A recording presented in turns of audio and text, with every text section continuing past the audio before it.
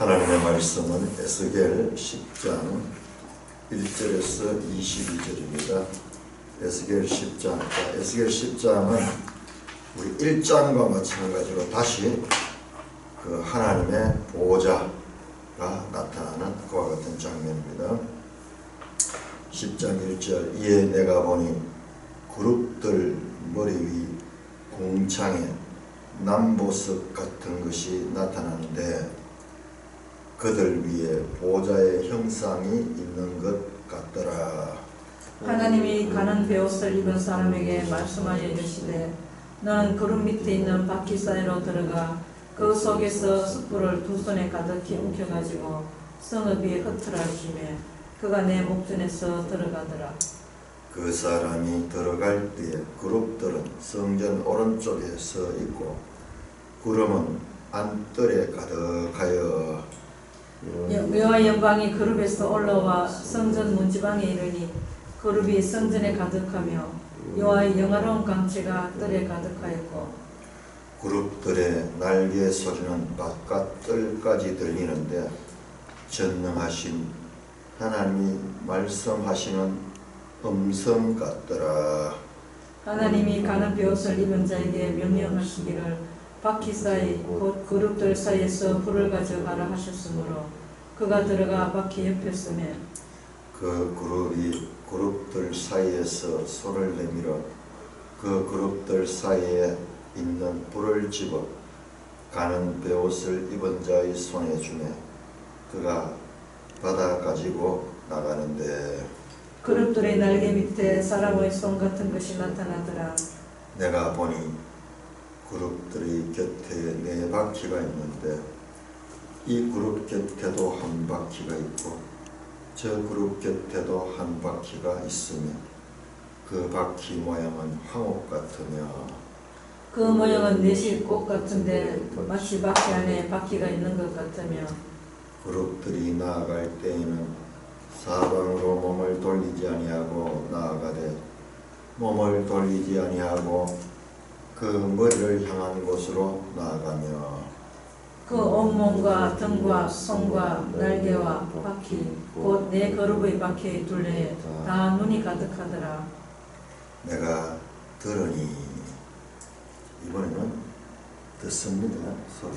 아까는 보았고 그 바퀴들이 들을 도는 것이라 부르며 그룹들에게는 각기 네 면이 있는데 첫째 면은 그룹의 얼굴이요 둘째 면은 사람의 얼굴이요 셋째는 사자의 얼굴이요 넷째는 독수리의 얼굴이더라. 그룹들이 올라가니 그들은 내가 그발 강가에서 보던 생물이라. 그룹들이 나아갈 때에는 바퀴도 그 곁에서 나아가고 그룹들이 날개를 들고 땅에서 올라가려 할 때에도 바퀴가 그 곁을 떠나지 아니하며 그들이 서면 이들도 서고 그들이 올라가면 이들도 함께 올라가니 이는 생물의 영이 바퀴 가운데 있음이더라. 여호와 영광이 성전 문지방을 떠나서 그룹들 위에 머무르니 그룹들이 날개를 들고 내 눈앞에 땅에서 올라가는데 그들이 나아갈 때에 바퀴도 그 곁에서 함께 하더라. 그들이 여호와의 전으로 들어가는 동문에 머물고 이스라엘 하나님의 영광이 그 위에 덮였더라. 그것은 내가 그발 강가에서 보던 이스라엘의 하나님 아래에 있던 생물이라. 그들이 그룹인 줄을 내가 아니라. 각기 네 얼굴과 네 날개가 있으며 날개 밑에는 사람의 손 형상이 있으니 그 얼굴의 형상은 내가 그발 강가에서 보던 얼굴이며 그 모양과 그 몸도 그라며 각기 곱게 앞으로 가더라. 하나님 아버지, 이 아침도 저희에게 하늘의 말씀으로 양식 삼게 하여 주시니 감사드립니다. 예수님 이름으로 감사하며 기도드리옵나이다. 아멘. 자, 8장부터 이 에스겔은 영안에서 순간 이동해서 바벨론에서 예루살렘으로 왔습니다. 자, 그와 같은 영 안에서의 광경이 계속 이어지고 있습니다. 여기 11장 마지막까지 이어집니다. 자, 그렇게 8장에서는 성소 안에 가정한 일을 행하는 그와 같은 이스라엘의 각계각층을 보았고, 9장에서는 그와 같은 이스라엘 향하여 살육하는 기계를 가진 이 천사들과, 그리고 가는 베옷을 입고 먹통을 옆에 끼고 서기관 같은 천사가 그 이마에 표시를 하는 그 천사들이 나타나서 예루살렘을 다 살육합니다. 표받지 않은 자, 이마에 표받지 않는 자는 다 살육하니까 에스겔이 그 장면을 보고 탄식을 하며, 주 여호와여 예루살렘을 향하여 분노를 쏟으시며 이스라엘 남은 자를 모두 멸하시나이까 라는 그 8절에 9장 8절에 그와 같은 탄식 또는 중보기도, 그 중간에 서서 심판하는 하나님과 그리고 심판당에 죽어가는 그 백성들 중간에 서서 하나님께 기도하는데, 그 하나님께서 이스라엘의 죄를 다시 한번 말씀하시면서 9장 9절에 이스라엘과 유다족 속의 죄악이 심히 중하노 그 땅에 피가 가득하며, 자, 여기서 죄악은요, 그 앞에서 나왔던 8장에서 나왔던 이 성전 안에서의 가정한 일들입니다. 심히 악하고 가정한 일들입니다. 그리고요, 그 땅에 피가 가득하다, 이것은 그 성읍이 불법이 가득 찼다. 이 말은 우상 숭배하는 자들은요, 하나님의 도덕법, 시민법, 성전법만 있는 것이 아니고, 하나님의 법에는 성전의 제사법만 있는 것이 아니라 레위기, 신명기 보면 그들이 이 사회에서 지켜야 될 그와 같은 시민법들도 있습니다. 도덕법이라고, 도덕법. 어떻게 살아야 되는가, 성적인 문제는 어떻게 하며, 위생 문제는 어떻게 하고, 그리고 이 관계 문제는 어떻게 하며, 채무 문제는 어떻게 하며, 뭐 이러한 우리가 살아가는 데 있어서 일상의 소소한 내용들을 담고 있는 그 같은 법이 파괴되는 거예요. 제사법이 파괴되면요, 다른 법은 말할 것도 없는 거예요. 그러니까 그 땅에는 폭력이 가득한 거예요. 폭력이. 강한 자가 힘을 가지고 약한 자들을 착취하는 그와 같은 일들이 일어나는 것입니다. 이 성읍에 불법이 가득 찼다 관영했습니다.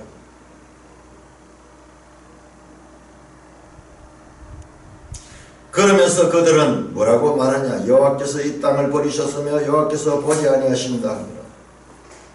하나님이 우리를 먼저 버렸다. 그렇게 생각합니다. 악을 행하면서도 하나님이 가장 가까이서 그들에게 선지자를 통해서 말씀함에도 불구하고 그들은 오히려 하나님을 원망하고 하나님을 탓하고 있습니다.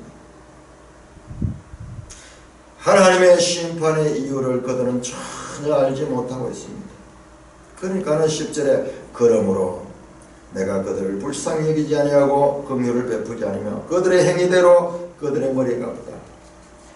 그들과 언약한 대로 그들이 저주를 받을 행위를 했기 때문에 그렇게 그들에게 저주를 내리라, 그렇게 말씀하고 에스겔은 하나님의 뜻을 알아듣게 됩니다. 그리고 이 천사가 그대로 주께서 명령한 대로 준행하였다고 보고를 합니다. 자, 그 다음에 10장은 이어서 이에 내가 보니 이제 하늘 광경을 또 봅니다. 이게 전부 다 같은 장소에서 일어납니다. 예루살렘에서 영안에서 같은 시간에 일어난 장면입니다. 자, 이것을 보는 것을 우리가 잘 익혀놔야 돼요. 요한계시록이 전부 이렇게 되어 있는데요. 우리는 이 계시록을 연속적인 사건으로 이렇게 보다 보니까는 성경 해석을 우리가 오해하겠는데, 지금 같은 시간에 또 다른 한 장면입니다. 내가 보니 그룹들 머리 위에 궁창의 보석 같은 것이 나타나는데, 자, 그룹들 위에 하나님이 계신다고 우리가 앞에서 봤죠. 9장 3절 나오죠. 그룹 사이에 계시는 하나님의 영광. 그냥 하나님은 형상으로 못 표현 못하고 영광이라고 해요. 영광. 빛 가운데 있는 그와 같은 영광으로 계십니다. 그런데 그룹 머리 위에 궁창이 있는데, 남보석 같은 것이 나타나는데, 1장 26절에 나왔던 내용과 똑같아요. 남보석, 사파이어가 나오는데, 그들 위에, 이 그룹들 위에 보좌의 형상이 있는 것 같더라 이렇게 되죠. 명확하게 볼 수가 없어요. 그렇지만은 뭔가 이 직감적으로 영혼이 느끼는데, 이 왕이 계시는 그것 같더라. 2절 하나님이 가는 베옷을 입은 사람께 말씀하여 이르되, 뭔지 모르지만 거기에서 하나님이라고 그는 알았는 거예요. 하나님이 말씀하셨다. 그 보좌 형상 같은 거 뭔가 뚜렷이 보지는 못하지만 거기에 말씀하시는 거, 하나님의 말씀이라는 것은 직감적으로 느꼈다. 하나님이 가는 베옷을 입은 사람에게 말씀하여 이르시되, 너는 그룹 밑에 있는 바퀴 사이로 들어가. 이 6명의 천사가 나왔는데, 살육하는 무기를 가지고 나오는데, 그 가운데 이 가는 베옷을 입고 이 먹통을 옆에 찬 사람이 대표인 것 같아요. 그 천사장인 것 같아요. 그들 중에서는 대표. 그래서 그 사람에게 명령하니까는, 그래 이게 우리 군대식이에요. 군대식. 군대에는 이 딱 지휘관에게 명령하면, 그 지휘관이 다시 전체에게 다 명령하면 일사불란하게 움직이는 거죠.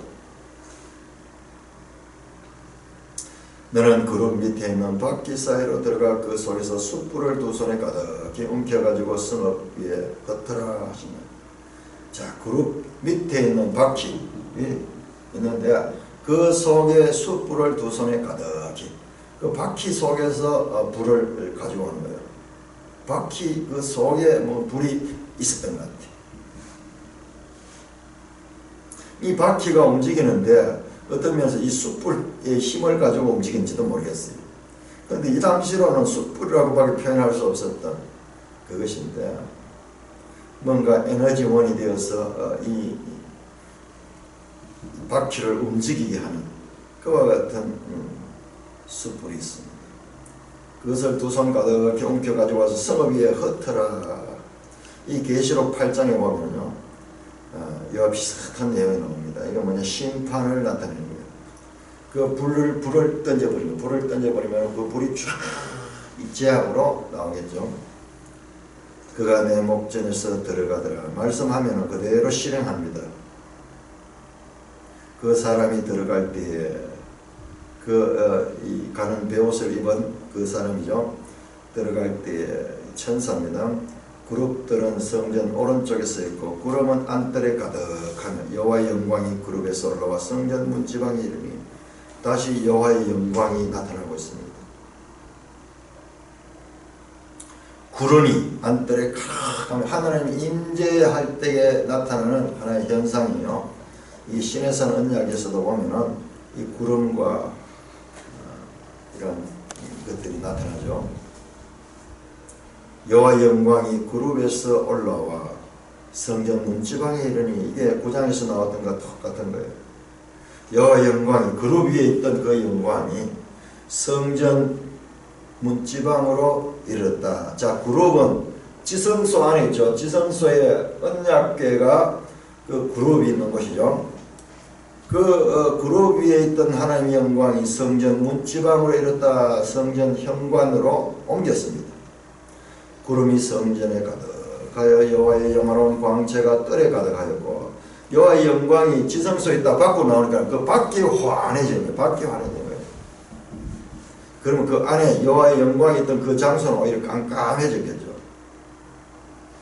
그룹들의 날개 소리는 바깥 뜰까지 들리는데 전능하신 하나님이 말씀하시는 거예요. 그룹들이 날개 소리가 막 들리니까 이게 어디로 떠나가는 거예요. 떠나가는 거예요. 오늘날 같으면 자동차가 시동을 걸고 붕붕붕붕붕 하는 것과 같은 장면. 2600년 전에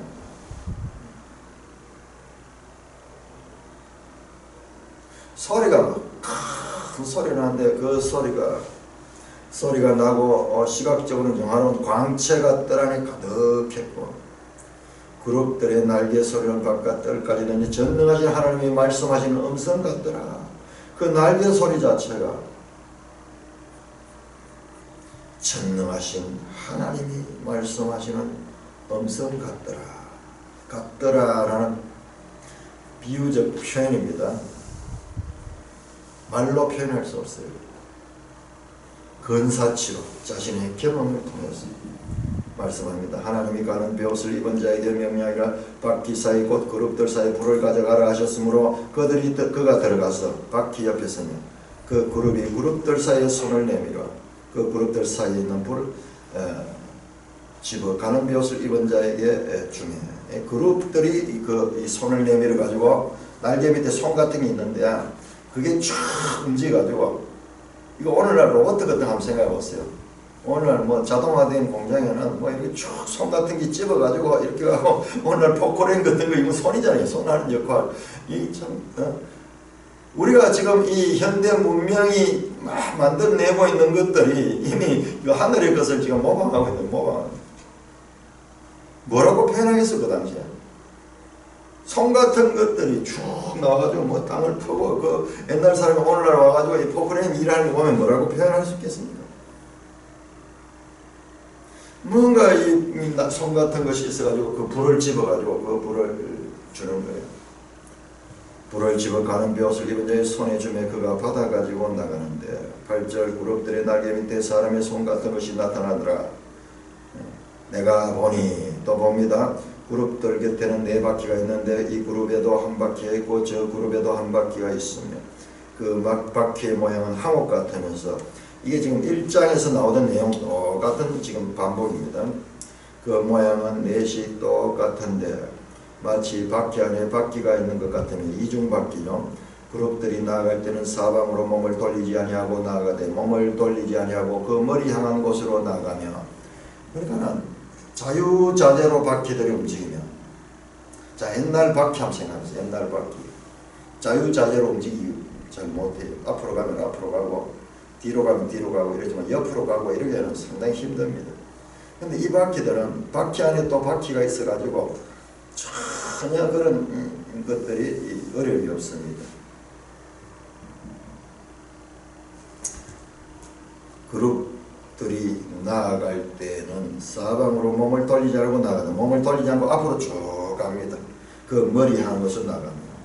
12절 그 온몸과 등과 손과 날개와 바퀴 곧 그룹의 바퀴에 둘레에 다 눈이 가득하더라. 이게 앞에서 나왔던 그 내용과 같습니다. 자, 우리 요한계시록 4장 한번 볼까요? 요한계시록 4장.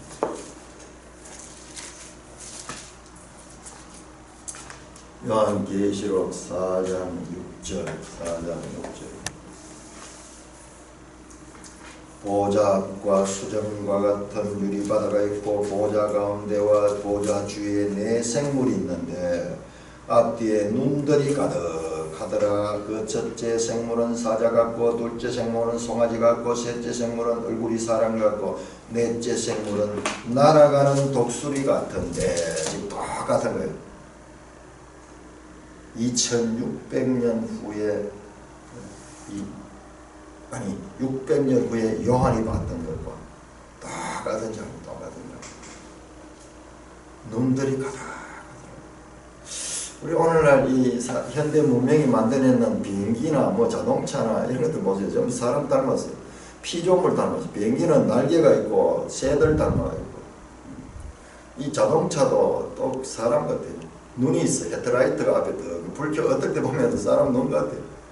근데 이게 주위에도 쫙 해서 모든 것을 다 살펴보는 사각지대가 없는 지혜와 모든 것을 다 살피는 하나님의 눈입니다.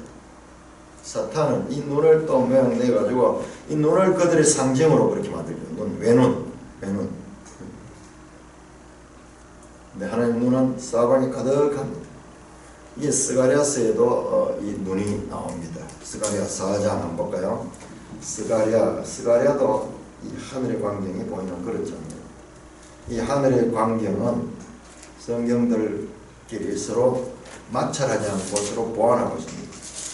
스가랴 4장 10절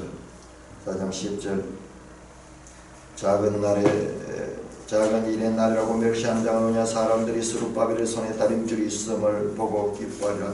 이 일곱은 온 세상에 두루 다니는 여호와의 눈이라 하더라. 이 일곱이라는 수는 완전수예요. 완전수. 여호와의 눈이 일곱. 여호와의 모든 세상, 심지어는 보이지 않는 사람의 눈에는 보이지 않는 그 마음속까지 다 보시는 그 눈입니다. 그 눈. 내가 들으니 이번엔 설을 듣습니다. 바퀴들이 도는 것이라고 부르며 바퀴 이름이 휠 도는 것이다.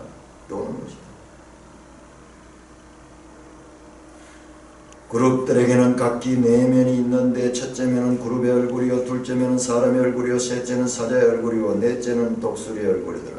자, 여러분께 한번 물어보겠습니다. 이 천사의 얼굴이 어떻게 생겼습니까? 한 천사는 사람 모양이고 두 번째 천사는 짐승 모양이고 세 번째 소양사도 역시 이 소 모양이고 네 번째 천사는 독수리 모양이고 이렇습니까? 안 그러면은 한 얼굴에 네 개가 있습니까? 성경은 뭐라고 이야기합니까? 한 몸체에 네 개. 예? 한 몸체에 네 개요. 그렇죠. 각기 네 면이죠. 나는 이거를 지금까지도 어떻게 만들냐면 네 개의 다른 형상으로 봤어요. 왜 그러나 하면 우리는 미술사에 보면은 이 그룹들 모양이 중시의 그림이 많이 나와요. 그래서 하나는 송아지 모습, 하나는 이 사람 모습, 하나는 독수리 모습 이게 나오기 때문에 그 그림이 먼저 연상이 돼가지고 그렇게 늘 봤는데 자세히 보니까 그게 아니에요. 앞면, 옆면, 뒷면 다 달라요. 이 한 얼굴에 네 면이 있어. 다시 이렇게 보니까 1장에도 마찬가지. 네 생물. 15절입니다. 그룹들이 올라가니 그들이 내가 그발 강가에서 보던 생물이라. 이 앞에서 봤던 그발 강가 1장에서 봤던 그 생물. 네 생물. 그룹들이 나아갈 때 바퀴도 그 곁에서 나가며 그룹들이 날개를 들고 땅에서 올라가려 할 때 바퀴도 그 곁을 떠나지 아니하며 그들이 서면 이들도 서고 그들이 올라가면 이들도 함께 올라니 이는 네 생물의 영이 바퀴 가운데다. 이 바퀴가 움직이는 그 영이 중심이 되어 움직이는데 이것이 행동이 통일되어 있고 단합되어서 조금도 흐트러짐이 없이 그렇게 연합해서 잘 조화를 이루며 움직이는 모습을 말하고 있습니다. 18절입니다. 여호와의 영광이 성전 문지방을 떠나서 그룹 위에 머무니 그룹들이 날개를 들고 내 눈앞에 땅에서로 올라가는데 그들이 나갈 때 바퀴도 그 곁에서 함께 섰더라. 자, 여호와의 영광이 이제 지성소에서 성전 문지방, 성전 현관으로 이동했죠. 그러니까는 이제 그룹 위에 머무니 이거는 성전 문지방에 있는 그룹이에요. 성전 문지방으로 옮겨지 그룹들도 함께 옮겨졌습니다. 자, 그룹들이 날개를 들고 내 눈앞에 땅에서 올라가는데 그들이 나갈 때 바퀴도 거기서 다시 여호와의 영광이 지금 이동합니다. 그들이 여호와의 전으로 들어가는 동문에 머물고 자, 문지방에서 자, 첫째 지성소에서 현관으로 문지방으로 옮겼고 그 다음에 이 현관에서 다시 동문으로 옮기고 있습니다. 동문. 여호와의 영광이 지금 이동합니다. 이동하고 있습니다. 이동하고 있습니다. 자, 이 영광은 이제 예루살렘을 떠나버릴 거예요. 떠나버릴 거예요.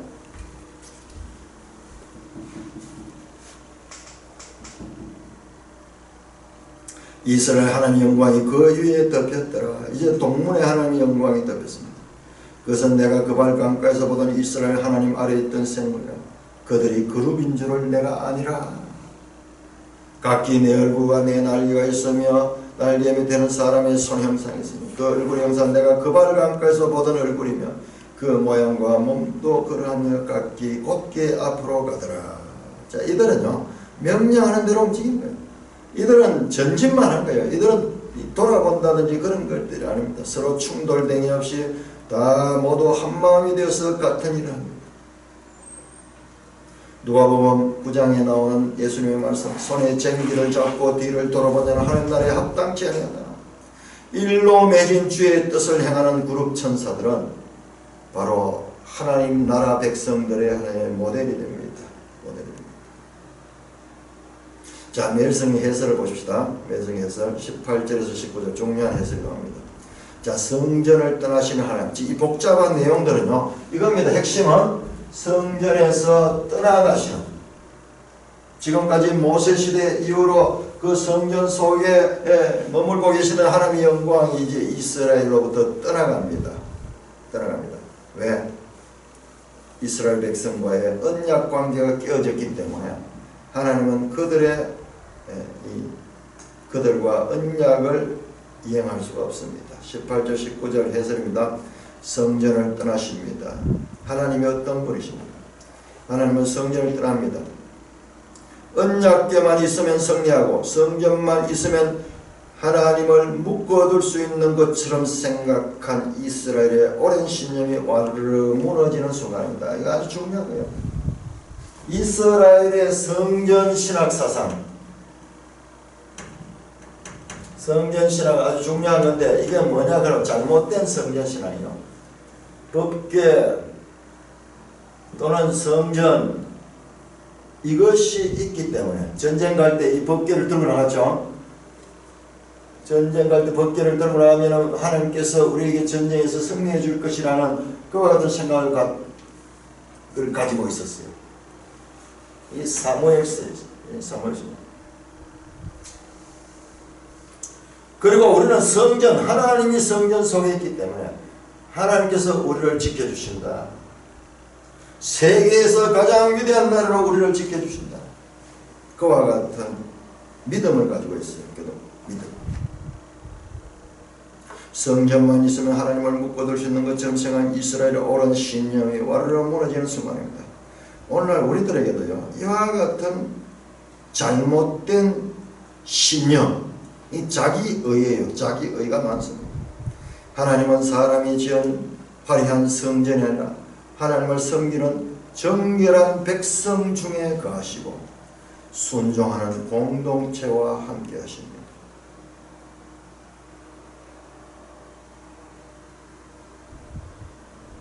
하나님의 법을 지키는, 정결한 법을 지키는 백성 중에 순종하는 공동체에게는 그와 같은 복을 주십니다. 그들과 함께하고 그들을 세계에서 가장 위대한 나라로 삼으시며 온 세계의 모델이 되게 하셔서 온 세계를 구원하시는 그와 같은 하나님의 뜻이 신명기 28장에 나와 있습니다.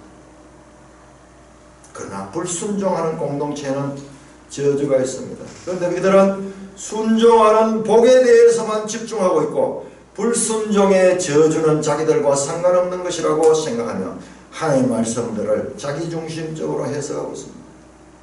교회와 성도가 불순종하면 높고 화려한 건물과 웅장한 예배가 있어도 하나님은 그곳에 계시지 않습니다. 사람의 생각과 하나님의 생각은 전혀 다릅니다. 자, 성전이 가지고 있는 중요성은 뭐일까요? 성전은 죄사함이 있는 제사가 있는 것입니다. 제사의 본질은 죄사함이에요. 죄를 사하는 거예요. 그런데 뿐만 아니라 이 성전 속에 지성소에 들어가면 법궤인데 그 법궤에는 법이 있습니다. 법. 하나님의 말씀입니다. 말씀. 이 언약의 법을 순종해야 될 것은 뜰 것이 이 성전의 가장 깊은 곳에 이미 암시되어 있습니다.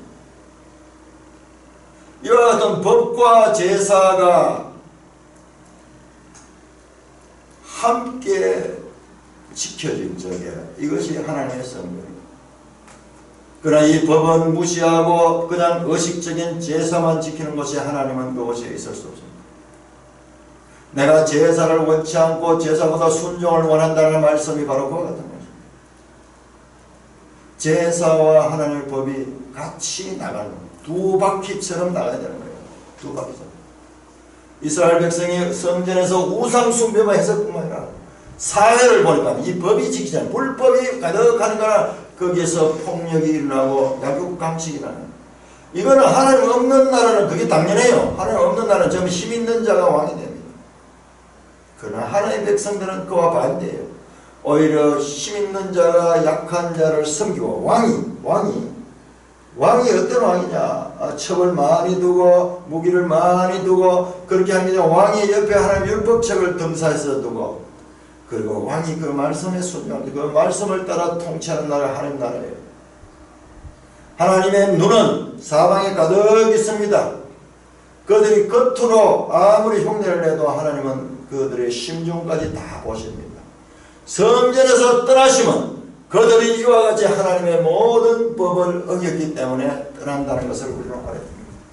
하나님 마치 우리처럼 생각해가지고 우상처럼 생각해가지고 이 건물 속에 형상 속에 갇혀 있다고 생각하는 것은 이스라엘 백성들의 오해입니다. 오해입니다. 자, 우리가 이 에스겔 에레미야를 통해서 하나님이 누구신가? 우리는 하나님을 알지 못해요.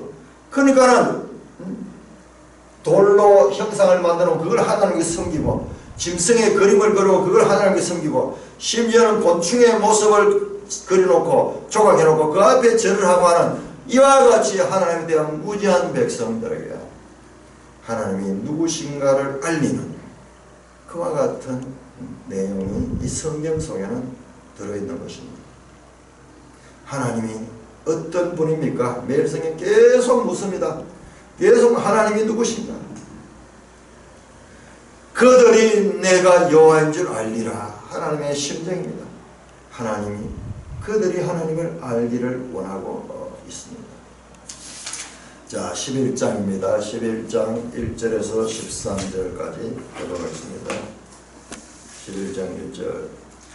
그때 주의 영이 나를 들어올려서 여호와의 전 동문 곧 동향한 문에 이르시기로 보니 그 문에 사람이 25명 있는데 내가 그 중에서 아수리의 아들 아시나와 분하의 아들 블라다를 보았으니 그들은 백성의 고관이라. 그가 내게 이르시되 인자야 이 사람들은 불의를 품고 이 성 중에서 악한 꾀를 꾸미는 자니라. 그들의 말이 집 건축할 때가 가깝지 아니한즉 이 성읍은 가마가 되고 우리는 고기가 된다 하나니. 그러므로 인자야 너는 그들을 쳐서 예언하고 예언할지니라. 여호와의 영이 내게 임하여 이르시되 너는 말하기를 여호와의 말씀이 이스라엘 족속아 너희가 이렇게 말했도다. 너희 마음에서 일어난 것을 내가 다 아노라. 너희가 이 성읍에서 많이 죽여 그 거리를 시체로 지었도다. 그러므로 주 여호와께서 이같이 말씀하셨느니라. 이 성읍 중에 너희가 죽인 시체는 그 고기요 이 성읍은 그 가마인데 너희는 그 가운데서 끌려 나오리라. 나 주 여호와가 말하노라. 너희가 칼을 두려워하니 내가 칼로 너희에게 이르게 하고 너희는 그 성읍 가운데 끌어내어 타국인의 손에 넘겨 그들에게 벌을 내리리니 너희가 칼에 엎드려질 것이라. 내가 이스라엘 변경에서 너희를 심판하리니 너희는 내가 여호와인 줄을 알리라. 이 성읍은 너희의 가마가 되지 아니하고 너희는 그 가운데 고기가 되지 아니할지라. 내가 너희를 이스라엘 변경에서 심판하리니. 너희가 네 윤례를 행하지 아니하며 규례를 지키지 아니하고 너희 사방에 있는 이방인의 규례대로 행하였느니라 하셨다 하라. 같이 이에 내가 예언할 때에 분하의 아들 블라다가 죽기로 내가 엎드려 큰 소리로 부르짖어 이르되 오라 주 여호와여 이스라엘 남은 자를 다 멸절하고자 하시나이까 하니라. 자, 11장 1절 그때 주의 영이 나를 들어 올려서 다시 들어 올림을 당합니다. 낚아챔을 당해서 여호와의 전 동문 곧 동향한 문에 이르시기로 다시 동쪽 문으로 옮겨졌습니다. 그 문에 보면 사람이 25명이 있는데 이게 8장에서 8장 16절에서 나왔던 그 25명의 제사장들이에요. 그 가운데 야시나와 블라다도 보았다. 이 에스겔이 아는 사람도 거기 있는 거예요. 유명한 사람들이 있는 거예요. 그들은 백성의 고관들입니다. 그가 내게 이르시되 이 여호와의 주의 영이 말합니다. 이제 이 사람들은 불의를 품고 이 성중에 악한 꾀를 꾸미는 자들아. 이 사람들이 주동이 돼 백성의 지도자들이 주동이 돼 가지고 이 성에 악한 일들을 꾸며내고 있다. 자, 중요한 것이 3절입니다. 그들의 말이 집 건축할 때가 가깝지 아니한즉 이 성읍은 가마가 되고 우리는 고기가 된다 하나니. 자, 집 건축할 때가 가깝지 아니하다. 이 말이 갑자기 튀어나오니까 우리가 알 수 없습니다. 자, 에레미야 29장 5절 봅시다. 자, 에스겔과 에레미야스의 만남. 에레미야 29장.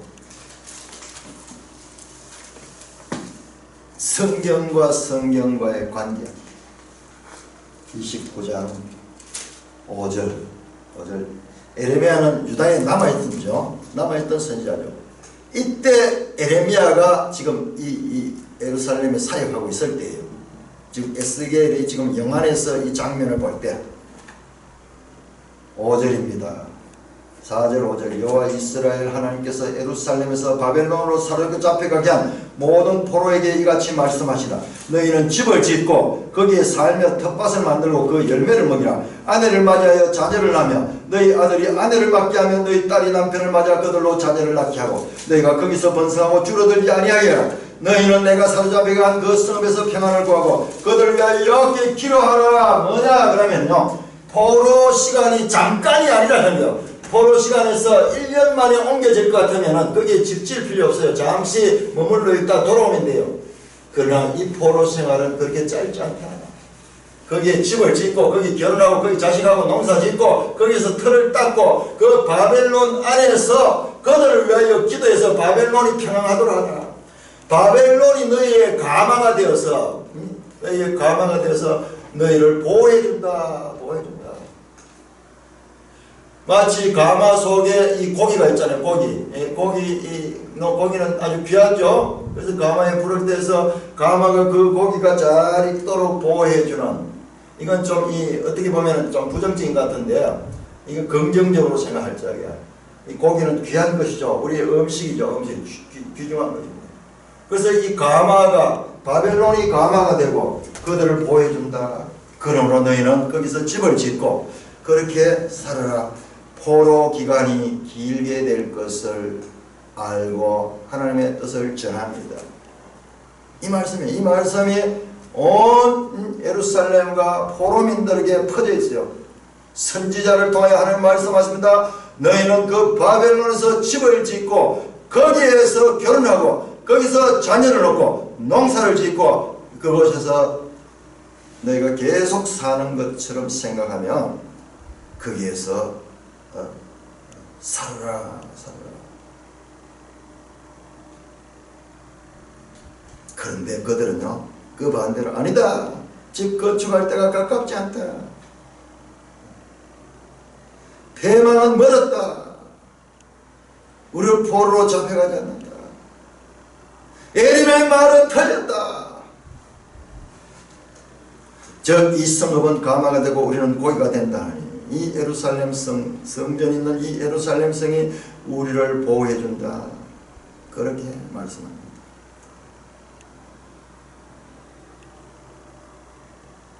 에레미야의 가마 비유를 역극히 하여 가마를 보호를 받는 고기라고 자기중심적으로 그들을 했습니다. 이 가마에 대한 것도 에레미야 1장 13절에 나옵니다.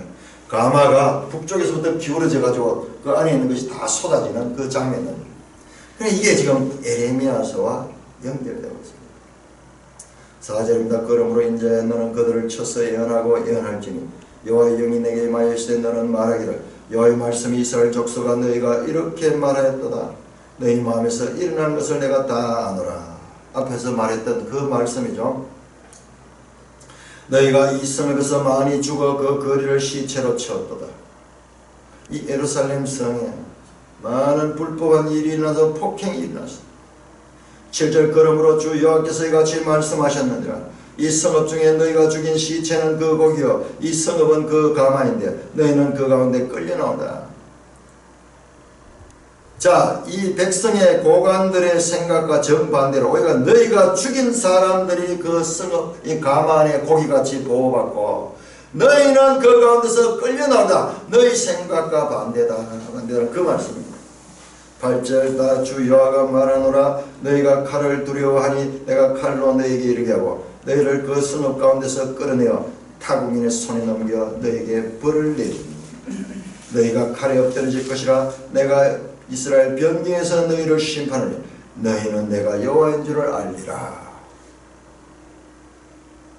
그들의 생각과는 정반대로 오히려 그들의 칼에 죽은 자들이 귀한 그와 같은 가마 속에 있는 고기처럼 되고 너희들은 거기서 끌려 나와서 칼에 엎드려지게 될 것이다.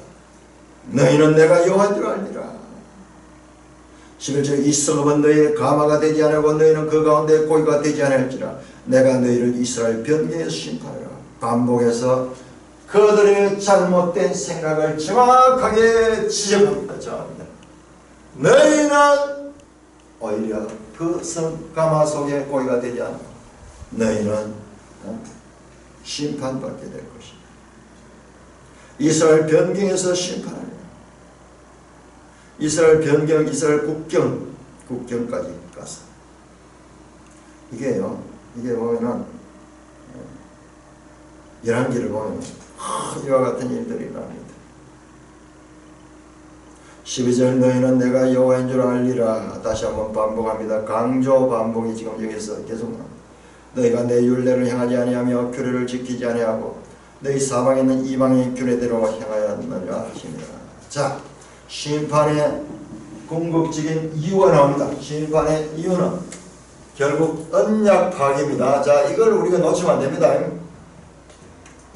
언약 파기, 불순종에 의한 언약적 형벌입니다. 불순종에 의한 저주. 이것은 언약적 형벌입니다. 하나님은 하나님의 말씀을 따라서 행합니다. 그래서 공의의 하나님이다. 공의의 하나님.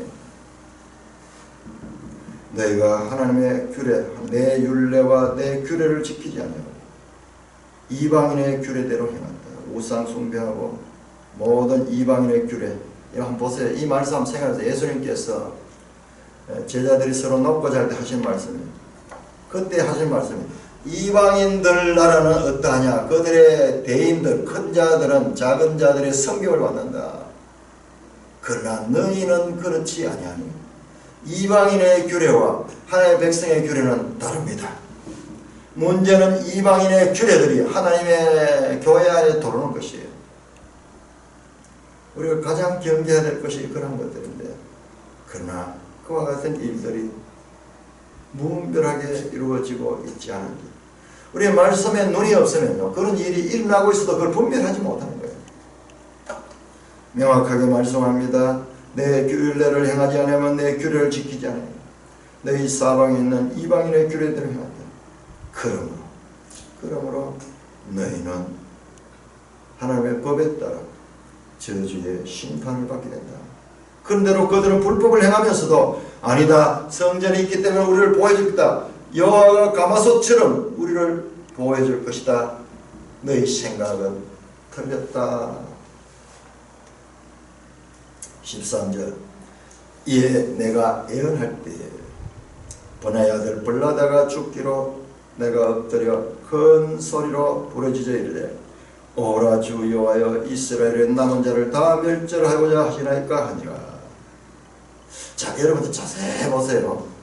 지금 여기에서요 지금까지 이 말씀은요 일방적인 주의 영 또는 여호와의 말씀이었어요. 에레미야는 말하지 않았어요. 이 에스겔은 말하지 않았습니다.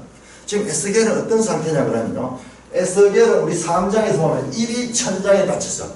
입이 닫혔습니다. 그리고 집에 연금됐어요. 집 안에 있어. 집 안에 연금. 자, 이 장면이 시작될 적에 처음에 보면은 에레미야는 집 안에 있고 이 포로의 이 장로들은 그를 찾아와 가지고 앉아 있는 그때의 영으로 지금 예루살렘으로 옮겨졌거든요. 지금까지 에스겔은 말씀하지 않았습니다. 이제 이 환상 가운데, 그러니까 이 큰 말로 감당할 수 없는 이 환상을 볼 때까지 그에게 하나님은 입을 닫아버렸어요. 입을 닫아버렸어요. 여호와께서 말씀하라 할 때 입이 열릴 것이라 말했는데 3장 27절에 그렇게 말했는데, 이에 내가 예언할 때에 에스겔이 입을 열고 말을 했습니다. 그때 어떤 일이나 버냐의 아들 블라다가 죽었다. 오랫동안 닫혀있던 입이 열리자 에스겔의 말이 칼이 되어 그 25명 가운데 대표적인 인물 버나야가 그대로 말에 의해서 죽어버립니다. 이게 뭐가 되냐면 사도행전 5장에 보면 아나니아와 삽비라가 베드로의 말에 의해서 죽어버리는 그 사건입니다. 특별하고도 특별한 사건입니다.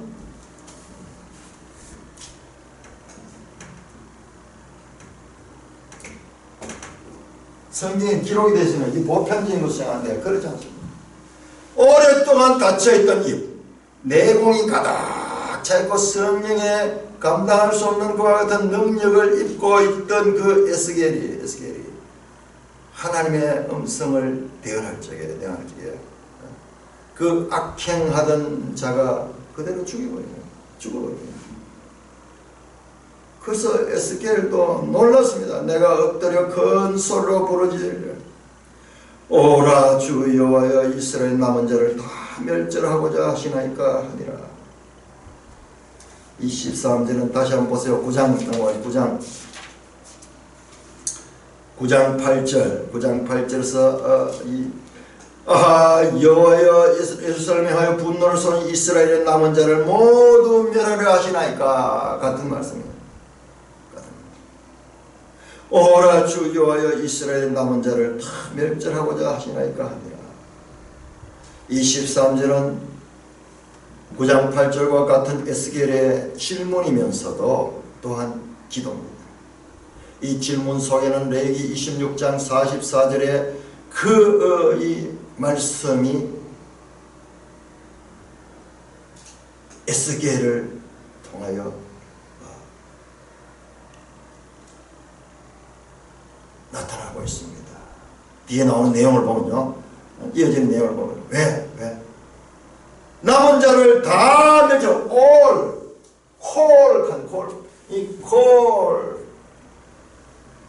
모두 다. 아니 하나님은 아주 멸하지 않는다. 자, 우리 레위기 26장 다시 봅시다. 레위기 26장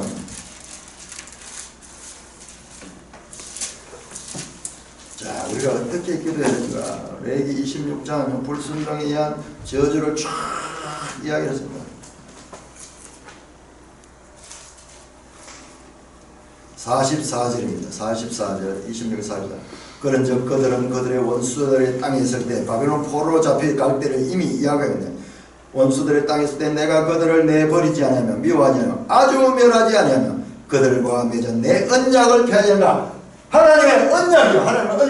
하나님은 언약을 통해서 일하시는 분인데 그 언약적 형벌을 받는 것은 맞지만은 이스라엘이 받는 건 맞지만 그러나 아주 멸하지 않겠다는 이 언약을 붙들고 지금 에스겔이 기도하는 겁니다. 이 언약을 붙들고 기도합니다. 언약적 질문입니다. 모세가 출애굽기 32장 11절에서 14절에서 아브라함과 한 언약을 어떻게 됩니까? 하나님은 언약하셨지 않습니까? 그 말씀하자 하나님께서 그들을 멸하고자 하던 그 뜻을 돌이키시는 모습. 그대로 너무나 황당하게도 하나님이요 정말 이 꼬리를 내리듯이 갑자기 이 하나님의 위험이 어디를 간지 없고 그 말 앞에는 꼼짝 못하는 거 하나님. 에스겔의 언약적 질문의 반복은 하나님의 깊은 뜻을 드러내시게 합니다. 11장 그 이어지는 내용에 보면요, 여기에서 아주 면하지 않겠다는 레위기 26장 44절에서 말씀하셨던 이 언약, 불순종한 자들에게는 이와 같은 형벌과 저주가 있지만 그 가운데 포로들 가운데 남은 자들을 아주 멸하지 않게 하는 그 언약을 지금 이제 계시합니다. 이 질문에 의해서. 그래서 이 4장에서 24장까지 전부 심판 선언이지만은 그 가운데서도 이 이어지는 내용처럼 아주 멸하지 않겠다는 하나님의 뜻이 계시가 되는 것도 바로 그와 같은 이유 때문에 나타납니다. 오호라 주 여호와여 이스라엘의 남은 자를 다 멸절하고자 하나니까 이 질문 속에는요, 하나님 약속과 다르지 않습니까? 하나님의 언약은 그렇지 않지 않습니까? 에스겔의 기도, 언약을 가지고 한 그 기도는 하나님의 깊으신 뜻들을 이제 계시하도록 합니다. 그 11장 14절 우리 내일 한번 그 보면 여호와의 말씀이 내게 임하여 이르시되, 그러면서 하나님의 깊은 뜻을 계시하시고 있습니다. 하나님은 누구신가? 언약의 하나님이시며 언약에 따라 복을 주시기도 하시고 심판하시기도 하시며, 그리고 궁극적으로도 언약을 따라 남은 자를 통하여 구원의 역사를 계속 하시는 하나님이시다. 그 하나님 여호와를 바르게 알도록, 너희는 내가 여호와인 줄 알리라. 하나님에 관한 지식을 이 에스겔은 우리에게 보여주고 있습니다. 찬송가 179편